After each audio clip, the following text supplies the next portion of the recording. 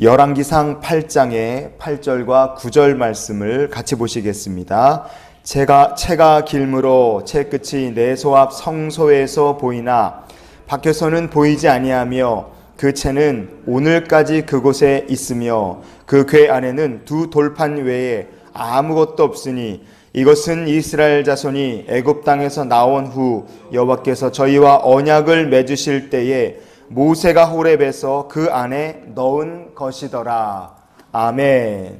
열왕기상 8장의 3절부터 5절까지 말씀을 보면 거기에 솔로몬이 성전 안으로 이제 언약궤 옮기는 말씀이 있습니다. 이 말씀을 보면 다윗이 첫 번째로 하나님의 언약궤를 옮겼을 때랑 비교가 확실히 됩니다.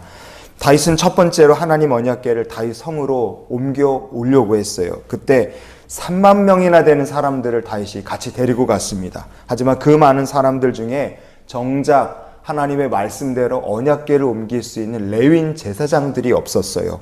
그러면 레위인 제사장을 데려오거나 기다려서 다른 날 했어야 되는데 다윗은 무리수를 둡니다.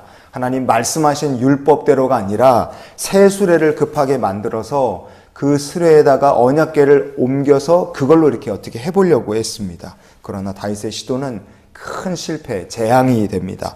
우사라는 청년이 죽었고 다윗은 두려운 마음에 하나님의 언약궤 옮기는 것을 포기해 버립니다. 그러나 두 번째로 오벳 에돔이라는 사람의 집에서 언약궤를 옮기게 됐을 때 다윗은 하나님 말씀대로 합니다. 철저히 말씀대로 지키고 언약궤를 제대로 옮겨서 다윗성으로 옮겨옵니다.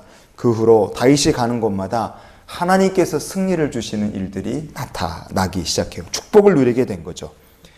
우리가 솔로몬이 언약궤 옮기는 과정을 볼 때 만약에 솔로몬이 수레에다가 언약궤를 싣고 갔다, 아버지가 그랬던 것처럼 그랬다면, 아니면 그 다른 방법으로 언약궤를 옮겼다 그러면 솔로몬이 지은 성전이 백향목으로 만들고 금으로 휘황찬란하게 장식한 아름다운 성전이라 할지라도 거기다 언약궤를 집어 넣었다 할지라도요, 하나님의 영광이 그곳에 임하지는 않았을 겁니다. 성경은 솔로몬이 제사장들이 궤를 맸다 이렇게 이야기합니다. 하나님 말씀대로 옮긴 거예요. 여러분, 우리의 섬김, 우리의 예배라는 것은 하나님께서 정하신 대로 할 때 그때 하나님께서 우리의 예배와 섬김을 기뻐 받으실 줄 믿습니다. 하나님께서 기뻐하시는 방법대로 하나님 정하신 대로 예배하고 섬기는 주의 백성들이 되시기를 축복합니다. 성전에 어떻게 영광이 가득하게 됐을까? 언약궤가 들어왔는데 그것은 약속의 말씀을 믿고 그 언약궤를 옮겨왔기 때문에 그렇습니다. 열왕기상 8장의 6절과 7절을 우리가 같이 보시겠습니다. 제사장들이 여호와의 언약궤를 그 처소로 메어 드렸으니 곧 성전의 내소인 지성소 그룹들의 날개 아래라. 그룹들이 그 궤 처소 위에서 날개를 펴서 궤와 그 채를 덮었는데. 아멘. 언약궤를 옮겨서 어디에 갖다 놨느냐? 지성소 안에. 그 지성소 안에가 한 25평 정도 되는 공간인데요. 높이는 4.5m, 9m 정도 됩니다.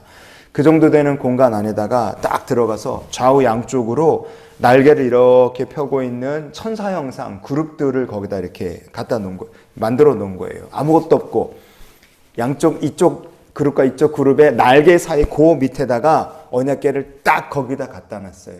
왜? 거기가 보기 좋아서 가운데니까? 아닙니다. 그렇게 놓으라고 하나님 말씀하신 언약이 있기 때문에 그래요. 출애굽기 25장에 22절 말씀을 같이 한번 보시겠습니다.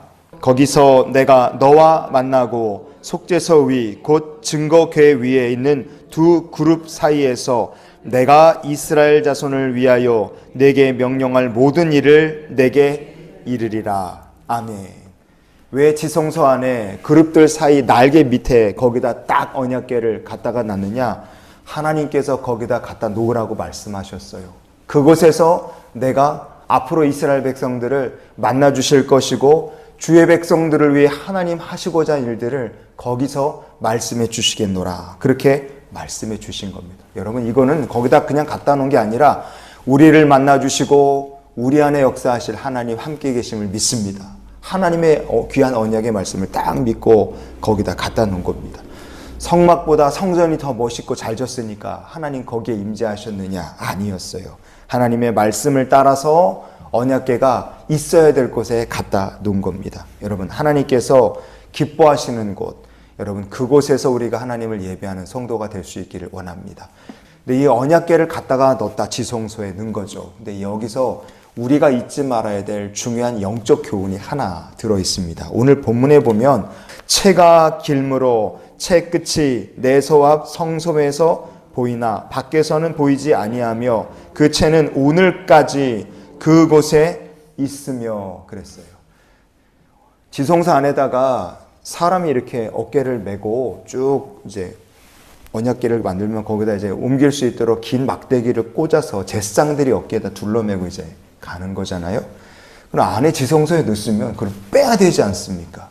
성경은 얘기합니다. 그거 그대로 꽂아둔 채로 거기다 그냥 뒀다는 거예요. 그리고 바깥에서는 안 보이지만 지성소 안에 들어가 있고 바깥 내소 쪽으로 어깨에 매는 그 채가 불쑥 삐져나와 있는 게 성전 안에서는 보인다는 거예요.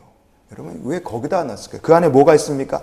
하나님의 언약을 담은 율법의 두 돌판이 딱 들어있어요. 다른 거 없다고 그랬습니다. 여러분, 이게 율법의 돌판 안에 들어있고 채를 꽂아둔 채로 언약궤가 지성소 안에 있다는 게 무슨 뜻이겠습니까? 교회가, 하나님의 백성이 율법의 두 돌판, 즉 하나님의 말씀이 없어지는 그 순간에 하나님의 영광은요, 그 교회를 떠나고 그 가정을 떠나고 그 공동체를 언제든지 떠나실 수 있다는 뜻이에요. 성전이 하나님께 영광 돌리고 예배하는 제구실을 못할 때 하나님께서는 언제든지 떠날 수 있다는 걸 이미 예루살렘 성전에 언약궤가 들어가는 그날 말씀해 주신 거예요. 나중에 어떻게 됐습니까? 에스겔 10장의 18절 말씀해 보면 여호와의 영광이 성전 문지방을 떠나 그룹들 위에 머물렀다 이렇게 말씀합니다. 하나님의 영광이 성전을 버리고 떠난 거예요. 왜 그러냐? 남유다가 완전히 타락했을 때 예루살렘 안에서요, 하나님의 언약궤를 메고 옮길 만한 거룩한 제사장도 레위인도 없었고요. 성전 안에 하나님의 말씀이란 건 눈 씻고 찾아볼 수 없을 만큼 타락해 버렸기 때문에 그렇습니다. 그때 하나님께서 채를 언약궤에 꽂은 채로 두셨던 그 말씀처럼 하나님께서 스스로 성전을 버리고 떠나가 버리십니다. 여러분, 하나님의 영광이 가득한 삶을 살기를 원하신다면 내 안의 말씀을 지키는 삶을 사시기를 바랍니다. 하나님 말씀이 내 안에서 없고 우리 가정에, 교회에서 떠나간다. 여러분, 그때 하나님의 영광은 언제든지 떠나실 수 있어요. 요한계시록의 말씀처럼 촛대를 하나님 옮겨버리신 일들이 지금도 일어날 수 있는 겁니다. 그래서 이런 기도로 우리가 오늘 하루를 살았으면 좋겠습니다. 하나님께서 기뻐하시는 대로 예배드리는 예배자가 되게 하여 주시옵소서. 성전의 지성소에 갖다 놓은 언약궤에 채를 꽂아서 언제든지 또 옮기고 떠날 수 있다는 것을 말씀해 주신 것처럼 하나님의 영광을 놓치지 않고 말씀을 놓치지 않아서 주의 영광 가운데 언제나 주와 동행하는 삶을 사시기를 주의 이름으로 축원을 드립니다.